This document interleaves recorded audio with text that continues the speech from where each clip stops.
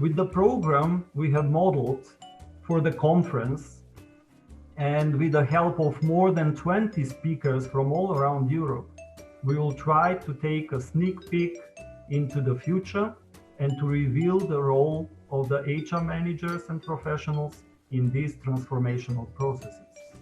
I'm sure that the main topic of the conference, Future Fit Organizations Proactive HR, will provide important aspects for the continuous development of the employees' competences and of the future leaders in the Republic of North Macedonia. So in a lot of ways, there's never been a better time for HR to stand up and deliver our professional expertise.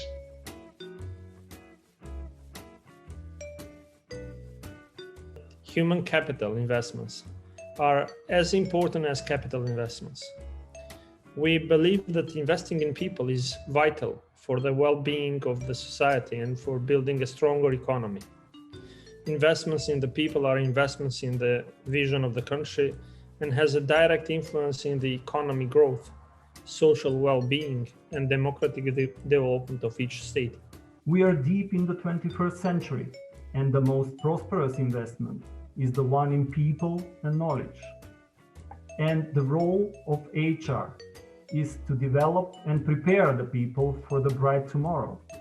The way people are led, managed, developed and motivated can make a real winning difference, actually not just to our organizations, but to our countries, to our societies. But what is more and more important is that we need to understand and consciously bring every day to our management decisions that we do impact.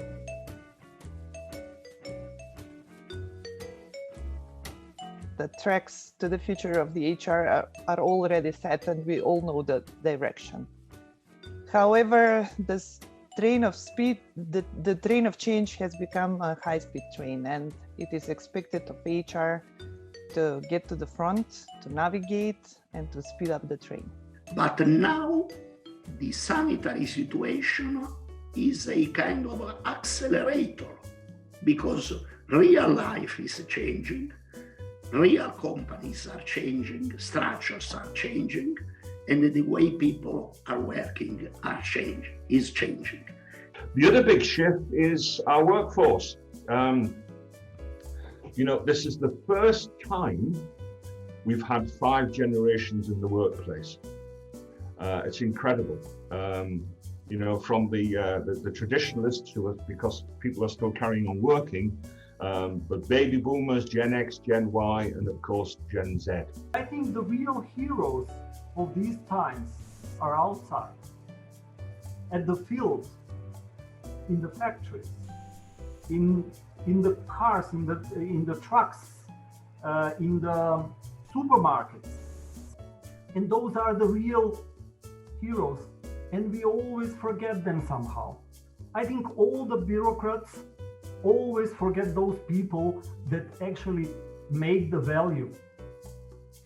And I think HR professionals and leadership have been in the forefront of actually leading and preparing the organizations for all the challenges that we have been abruptly presented in the past few months. We can push ourselves to get familiar with the unfamiliar, the more helpful that becomes for us. Something that, by the way, is coming more and more on the agenda of the HR colleagues, and that is make sure that employees' mental health is also put as a high priority. Because if in the very beginning we were thinking like, okay, it's important to be physically healthy, to be safe at home. Now we are thinking, is it really safe to be at home? Because the isolation is very much impacting in a negative way the mental state of a lot of people. And a wise guy once said that crisis is a terrible thing to waste. And I choose deliberately to look at COVID as a major opportunity.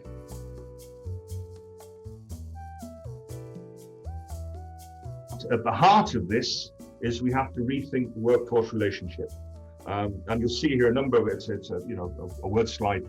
We've got to give people voice, because without voice, then they won't engage. You may not agree, by the way, with what people say, but unless you give them voice, the chance to express themselves in the workplace, you won't really get much engagement. But the key word in this whole slide is trust. In the core of this, as has been mentioned several times already, I think it's important to build and capitalize on trust. I strongly believe that trust culture is maybe the most important basis for effective HR. That maybe the future of the region and the economical development lies in something that Evan also mentioned, is in mutual cooperation and trust building. And I think it's something that all of us should be focusing, and we should put more energy into these aspects. Some of the best people we can have in our organization are bridge builders. They're individuals that can see the need that a bridge needs to be built in a relationship, see the need to bridge a problem with a solution. Bridge builders are an incredibly valuable source of individuals in our organization.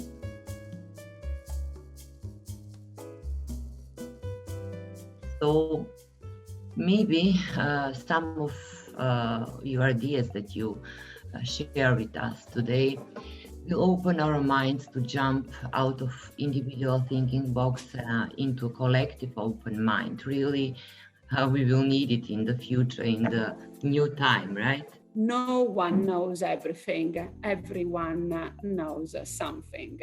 So it's to put all together that incredible tool, which is the collective intelligence, that enables individuals to share views and ideas and attitude when focuses on a single issue together. Top management must inspire the workforce through an HR leadership that is agile, resilient, and supportive in these most critical COVID-19 times.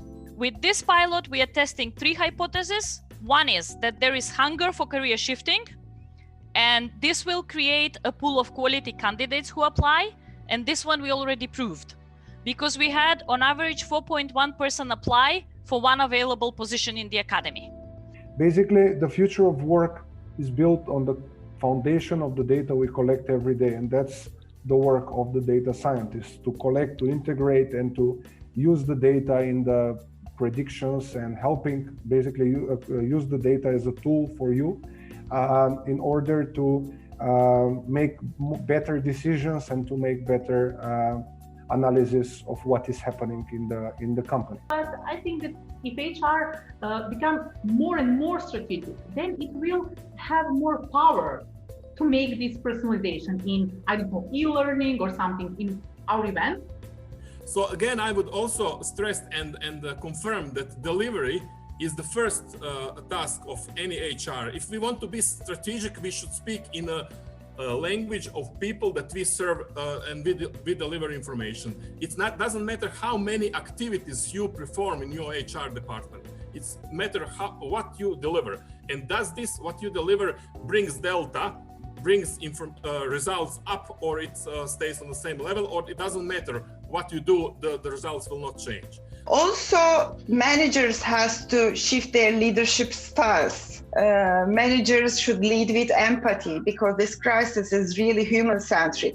They have to listen to their employees more about their concerns. They have to create transparency and clarity.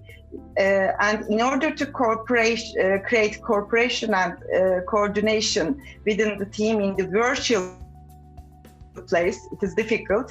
They have to put regular meetings to plan the work and do periodic check-ins with the team. You answered the question, whether you are going to soft or you are going to the hard. The fact is that the quality of work doesn't depend on how many hours has employee spent next to the computer, but how much goals has he achieved in a given time frame. 5 guidelines. Look harder, look deeper. Find your passion. Step up to the plate, live to your calling, and take the challenge. Mobilize those enablers, your tribe and your mastery, and empower others.